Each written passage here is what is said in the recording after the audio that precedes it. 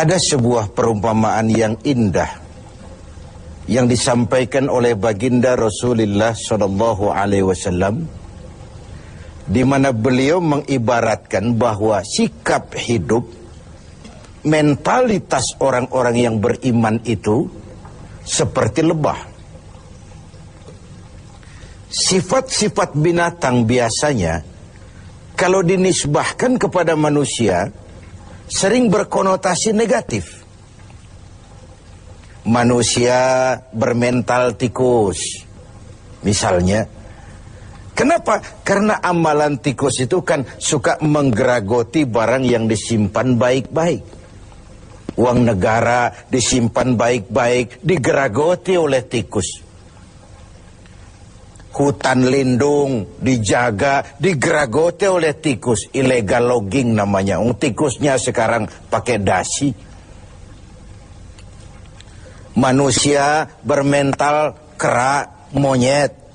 Apa kera itu? Tamak bin rakus alias serakah. Coba monyet kasih pisang, dimakan. Penuh mulutnya, kasih lagi tangannya yang nyepeng.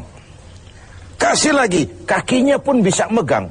Mulut penuh, tangan penuh, kaki megang. Teman sebelahnya dikasih pisang, masih dirampas juga. Manusia bermental monyet menjadi penghalang bagi tumbuhnya pemerataan. Sehingga sering terjadilah gunung ditimbun, sumur digali. Gunung yang sudah tinggi itu ditimbun, sumur yang sudah dalam itu pun masih digali lagi. Jadi sifat binatang kalau dinisbahkan kepada manusia sering berkonotasi negatif. Tapi kali ini Rasul mengibaratkan mentalitas seorang mukmin seperti lebah, tawon. Apa sih lebah itu? Dan kenapa orang mukmin seperti itu? Mari kita kaji lebah ini. Yang pertama, lebah itu yang dihisap selalu saripati bunga. Belum pernah lebah makan yang lain. Belum pernah kita dengar ada lebah makan oncom, lebah makan tahu, lebah makan lempeyek. Belum pernah. Yang dihisap selalu saripati bunga. Ini potret. Orang beriman itu mentalitasnya selektif. Yang dimakan yang Allah ridha, yang diminum yang Allah ridha, yang dimakan yang Allah ridha. Selektif dia. Karena apa? Karena yang kita makan, yang kita minum akan masuk ke perut besar. Digiling oleh perut besar, melahirkan energi, menggerakkan sel-sel pembuluh saraf. Kalau itu dihasilkan dari makanan haram, kita akan cenderung berpikir yang haram juga. Gak ada maling mikirin majelis taklim. Yang dipikirin rumah siapa lagi nanti malam. Karena itu umat ini orang beriman selektif.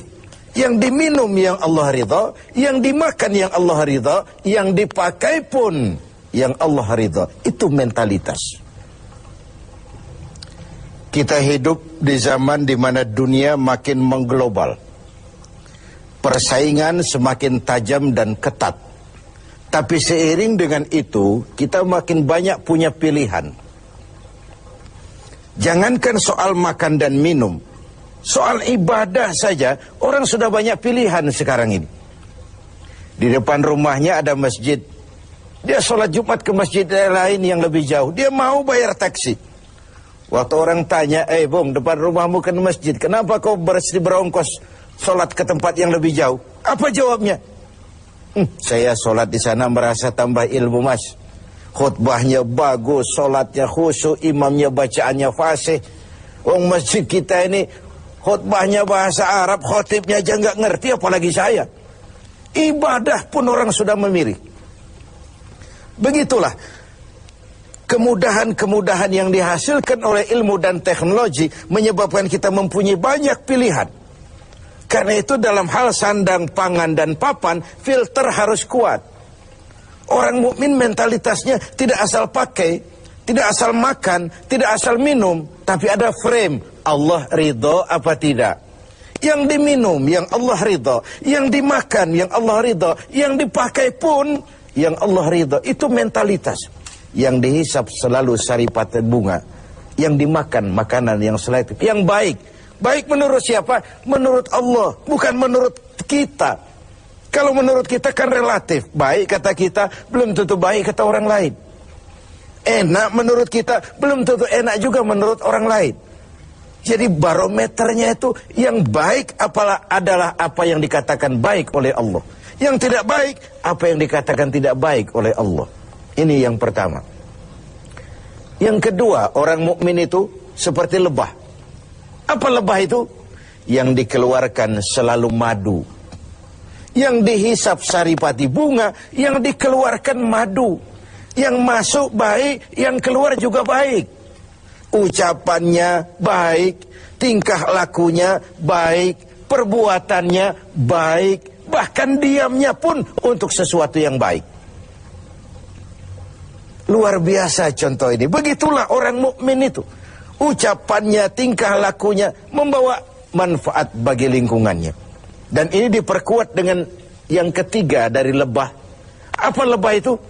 Kemana dia hinggap tidak ada dahan yang patah. Perhatikan.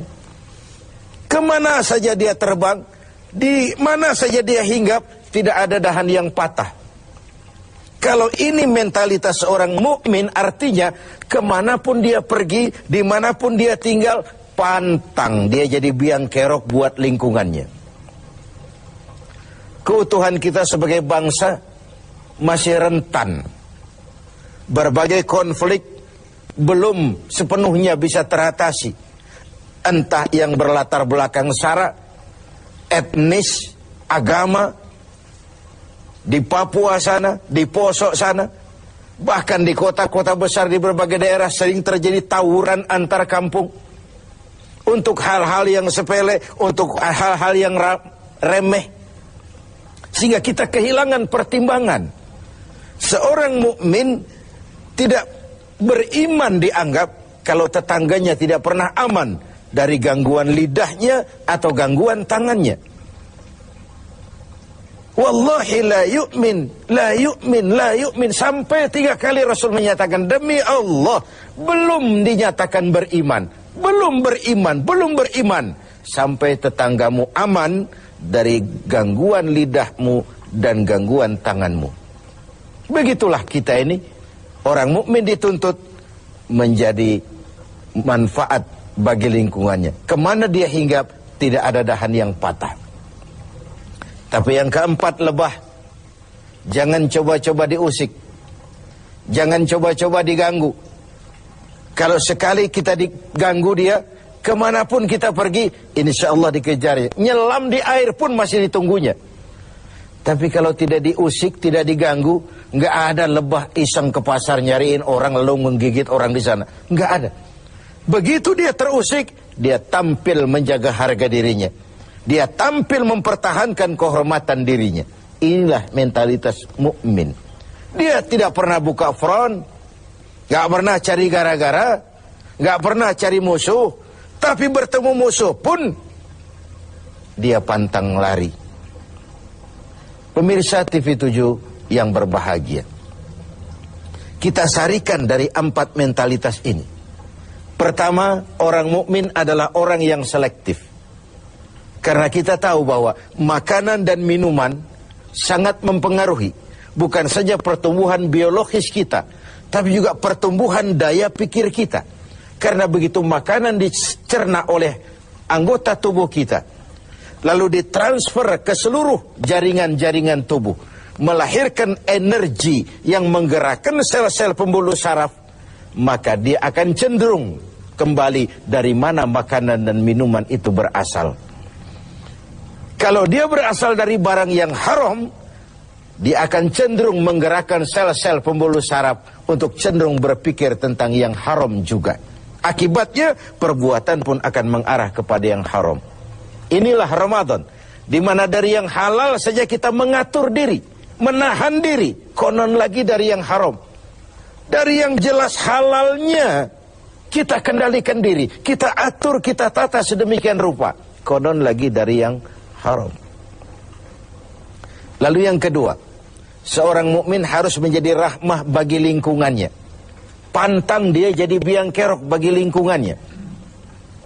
Kita tahu bahwa ada 3 tujuan penjajahan itu. Pertama, ekspansi kekuasaan. Yang kedua, dominasi ekonomi. Dan yang ketiga, penetrasi kebudayaan. Dari yang pertama, kita sudah jelas bangsa yang merdeka. Tidak ada lagi kekuasaan asing yang mengatur kita, apalagi bercokol di tanah air tercinta ini. Tapi dari 2 yang terakhir, dominasi ekonomi dan penetrasi kebudayaan, kita harus masih berjuang keras untuk merdeka. Secara ekonomi, kita masih bergantung kepada bantuan asing. Lalu bermanis-manis kita anggaplah itu sebagai pelengkap. Tapi akhirnya jadi penentu. Jadi beban yang memberatkan. Bukan saja kita, tapi anak cucu kita di belakang kemudian hari nanti. Dari segi penetrasi kebudayaan, yang nampak saja food, fan, fashion, anak-anak kita habis dijajan. Food, makanan. Anak-anak kita tidak bangga lagi dengan produk bangsa kita sendiri. Food, belum lagi fashion. Disinilah kita harus punya filter yang kuat dalam dunia yang makin mengglobal, di mana kita berhadapan dengan sekian banyak pilihan. Bukankah kita ingat riwayat Nabi Nuh mengantisipasi banjir? Beliau oleh Allah diperintahkan membuat kapal. Seperti itulah kita sekarang ini.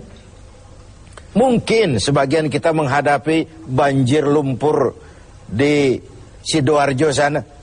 Tapi yang tidak, kita tetap menghadapi fase-fase banjir itu. Entah banjir maksiat dan munkar, entah banjirnya peradaban dan kebudayaan yang menghancurkan moral anak-anak kita. Menghadapi banjir seperti itu, bersikaplah seperti Nabi Nuh terhadap umatnya dan Nabi Nuh terhadap putranya sendiri. Apa yang terjadi? Kan'an putra Nabi Nuh tidak ikut naik ke kapal, tapi kumpul di darat bersama orang-orang kafir. Sebagai orang yang punya tanggung jawab, Nabi Nuh memanggil putranya untuk ikut naik ke kapal, jangan sampai hanyut ditelan banjir. Begitulah kita harus menyelamatkan anak-anak kita, naik kapal iman, naik kapal kebersamaan, naik kapal keselamatan, agar tidak dihantam oleh banjir. Pemirsa, semoga mentalitas ini ada pada diri kita.